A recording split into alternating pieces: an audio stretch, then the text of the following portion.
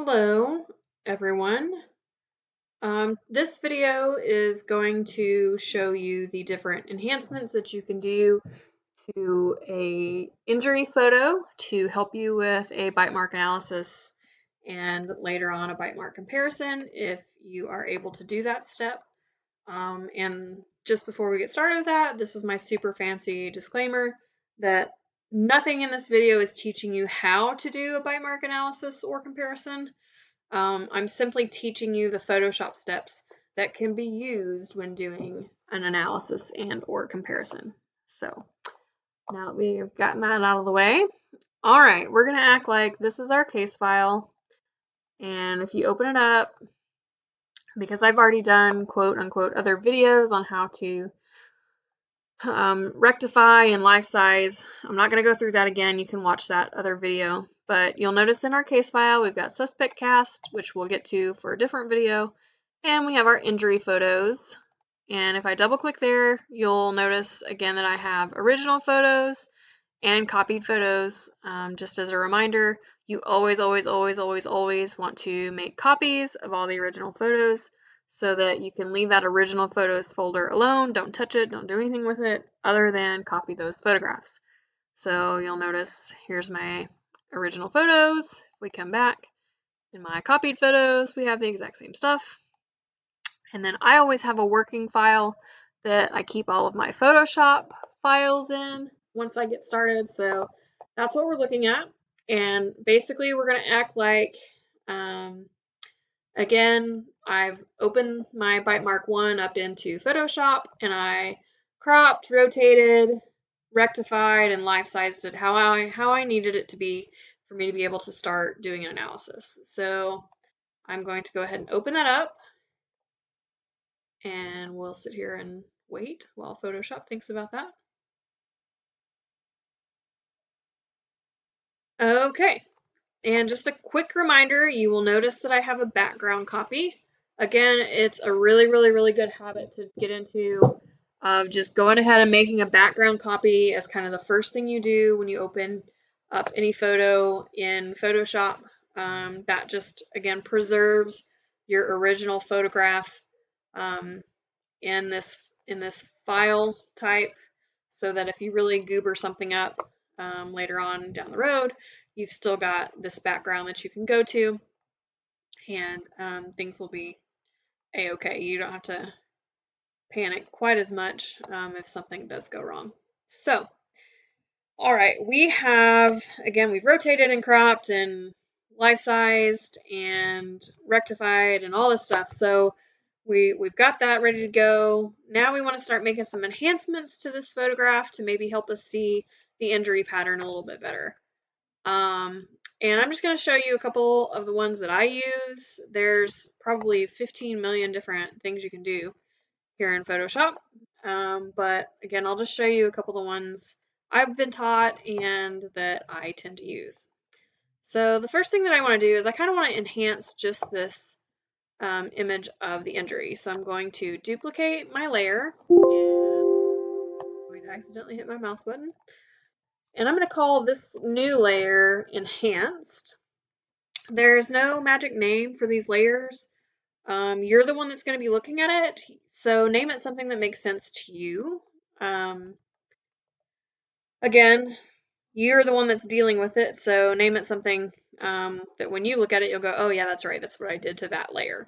So you want to make sure that your enhanced layer is the active layer, which you can tell that by it being this blue color versus the gray that the other ones are. So we're in the right layer. Now we're going to go up here to Image, Adjustments, and the first thing that I'm going to do is I'm going to play with the levels, which is basically kind of the black, white, and gray scale, or the gray within the image. So I'm not going to sit here, I'm not going to do a bunch of work with this. I'm just trying to show you guys what these different things do. So you can see that that's really making things a little bit darker. If we bring our little white tab down here, that's really kind of lightening things up. And then if we mess with the gray one in the middle, you can kind of see the changes that happen there. So, all right, I'm going to say that's good. I'm going to click OK. Another thing that I like to kind of mess with on my enhanced layer is my brightness and my contrast. Brightness is exactly what it sounds like. It makes it either really, really bright or really, really dark. I don't really quite want it that bright, but maybe right about there. And then your contrast is again just what it sounds like. It's looking at the contrast between the different colors within the photograph. Let's just say that that's where we want that to be. One other thing that sometimes I will look at when I'm doing kind of my enhanced layer is the vibrance. I don't generally mess with the saturation because we'll do something with that here in a minute, but you'll see that the vibrance does kind of change the vibrance of the photo. And so sometimes I do find that helpful, but not all the time. It really just depends on how it's looking to you and your eyes. All of these things that we're doing in this photograph is to help you be able to see the injury better, pick up details that maybe you weren't seeing in a different layer. So all of this is really about how it looks to you and what works best for you. So, but that's the vibrance. I'm going to say, yeah, that's great. Okay. So now I have kind of an enhanced layer, and if you want to see what that looks like compared to the original photograph, you just turn that little eyeball off, and we can turn it on and off, and we can kind of see, the difference of what we just did with our enhancements. So, okay. Now let's say I want to invert the image. I'm going to come back here to my background copy, and I'm going to say duplicate, and I'm going to name this one inverted, because that's what we're about to do. I'm going to go ahead and turn the eyeball off of actually I'm going to leave that there for just a minute. Okay, you want to make sure again the right layer is active, and I'm going to invert, so I'm in my inverted is active, and how we do that is we're going to go up here to image, adjustments, and invert. Oh man, it looks like I didn't do anything. Well, you have to be careful about how this is operating over here on the right hand side of your screen. These are like sheets of paper, and the way that they're stacked is from top to bottom. So my enhanced is on top of my inverted, which is on top of my background copy. What these eyeballs mean is it means that I'm seeing that layer. So because I'm seeing my enhanced, which is on top of my inverted, I actually can't see my inverted. So what I need to do is I need to take the eyeball off of the enhanced, and now I can see my inverted. So if you do something and you think, oh gosh, it didn't do anything, just make sure that you've got things in the right order over here, or that the appropriate eyeball is either on or off for whatever layer you're trying to see. So, okay, so there's an inverted, just a regular inverted. Now I can also invert my enhanced layer. So I made that active. We're going to duplicate that layer, and I'm going to name this one enhanced inverted, because that's what I'm doing, is I'm inverting the enhanced. So again, I've got the right layer active, and then we're going to go ahead and turn the eyeball on there so that I can see that layer. And another way to invert an image is to use a shortcut, and on a PC it's Control-I, and you'll notice that when I did Control-I, I now have an inverted copy of my enhanced. So if you want to see the difference between the enhanced and the enhanced inverted, you can sit here and turn the eyeball off and on. Let's say we want to see the difference between the two inverted. We can sit here and go, okay, there's the difference between those two. And again, all of these layers are just helping you be able to see this injury pattern better. So, okay, that's a couple of enhancements. That's how to invert. Let's do a desaturated copy. So we're going to duplicate layer again. We're going to say desaturate, because that's what we're about to do. Again, make sure your layer is active. It is. We're going to come up here to image, adjustments, and all the way down here to desaturate. And essentially what that does is it takes all of the color out of it, so you now have a desaturated copy. Just like any of these other layers, I could come in here and I could invert my desaturated. I can actually come up here to my adjustments and I can do my levels on my desaturated. See, we can sit here and we can just keep tweaking this how we want to. I can come in here and I can do brightness and contrast. And you can do this on any of those layers. So I could actually do it on my inverted layer if I wanted to. And it just, again, you've got to play around with it to see what works for you. So that's desaturate. I'm going to go ahead and turn the eyeball off of that one. And let's do a black and white. And what is the difference in black and white and desaturated? Well, I will show you. Okay, we're going to duplicate this one, and I generally call mine black and white because that's what we're doing to it, and it just makes sense to me. I've got my black and white layer active. I'm going to come up here to Image, Adjustments, and black and white. Now, what this does versus desaturated is you'll see this lovely little color box pop up over here. So it doesn't actually take the color away from the photograph. It just turns it black and white. And I know that really doesn't maybe make sense, but I'm not going to get into the technical stuff about it. But what I like about this is I can sit here and I can adjust my red, which will kind of take out some of that red that you see in the original photograph. But I can sit here and I can adjust it to where, okay, maybe I think I can see things a little bit better there. Then I can do kind of the same thing with my yellow. And sometimes for me, this kind of helps clear out some of that noise just from the other hues of color within the image. And I generally will just mess with my reds and yellows. Greens, cyans, blues don't tend to do much because there's usually not a lot of those in a skin photograph with a bite mark injury. But you can play with them all you want to. But like I said, mostly the reds and the yellows are what I mess with. So okay, we've got that where we like it. And again, let's say I want to invert my black and white. I can do that. Just duplicate my layer. Black and white, inverted is what I'm going to call it. I'm going to say OK.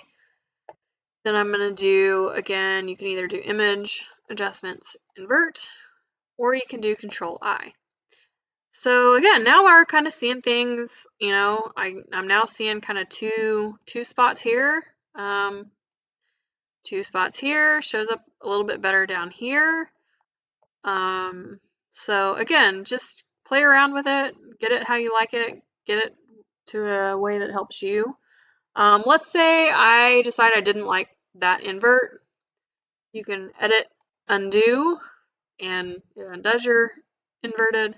Or if you're like, no, I want to have that there, you can redo invert.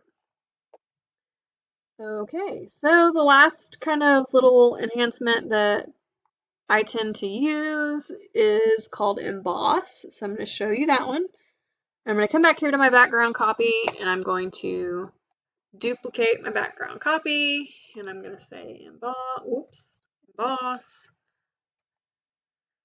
And I'm going to turn my eyeball off of my black and white because that was currently covering up my emboss. So I've got my emboss layer active, and this one is actually under filter, stylize, and emboss.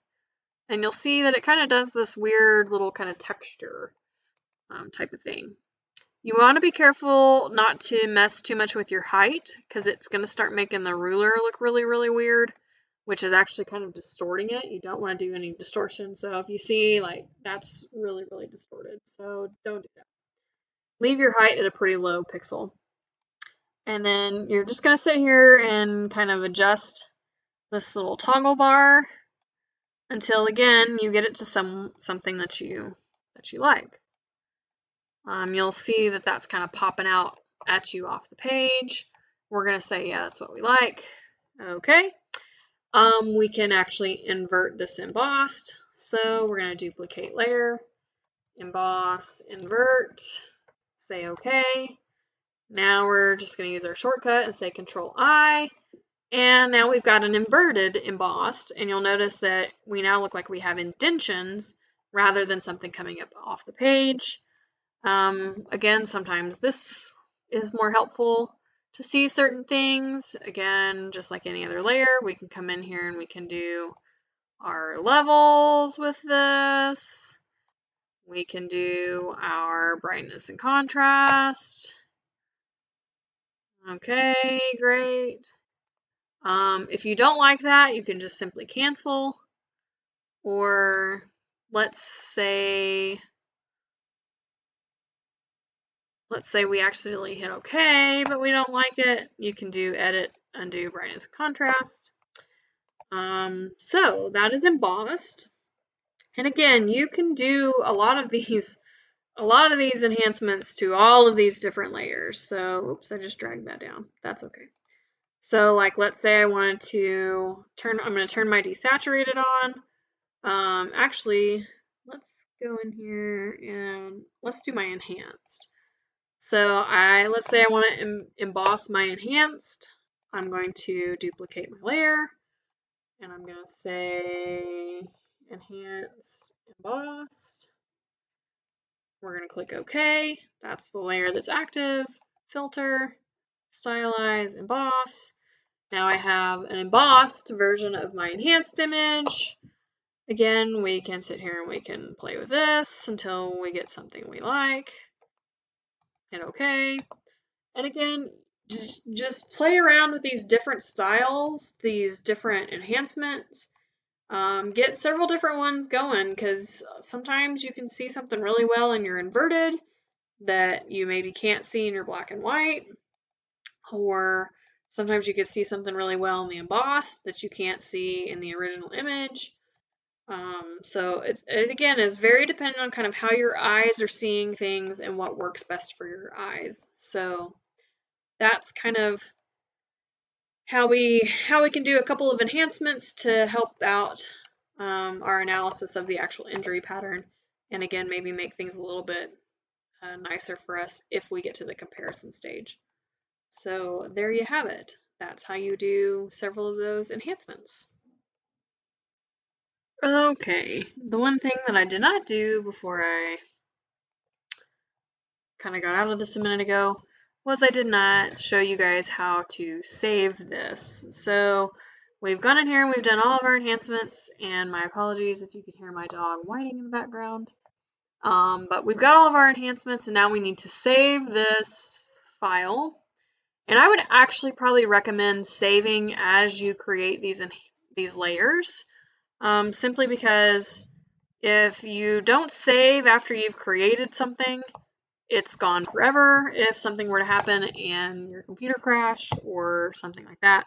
So I really should have been probably saving after each of these layers were made, but I didn't do that. So do better than me.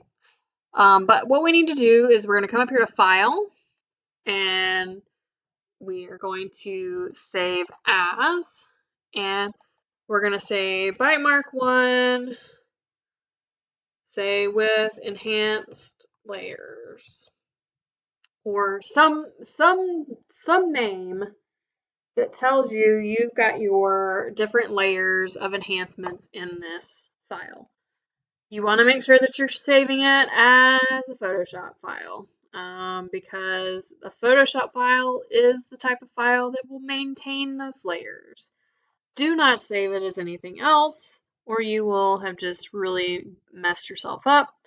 So again, make sure that you're in a Photoshop file, which is a .psd, and name it whatever you want to name it that makes sense to you, and hit save.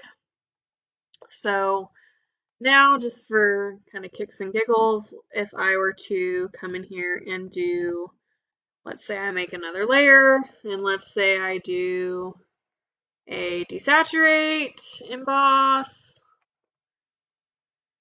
All right, I'm going to come up here and I'm going to do filter, stylize, and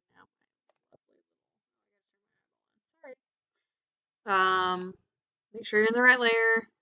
Filter, stylize, emboss. All right, I'm just going to say that's good, but I will have played with that, blah, blah, blah, blah, blah. All right, I've now made a new layer. So now we're going to go File and Save. You don't need to do Save As because you want that Photoshop file that you just created to keep. You want to basically keep adding all of this to that same file. So that's why you're just doing File, Save. So again, I would do that File, Save business after each layer. That just makes sure that things get saved and you don't lose anything after spending a bunch of time getting all these lovely adjusted layers. So, all right, that is about it for creating enhancements on the photograph.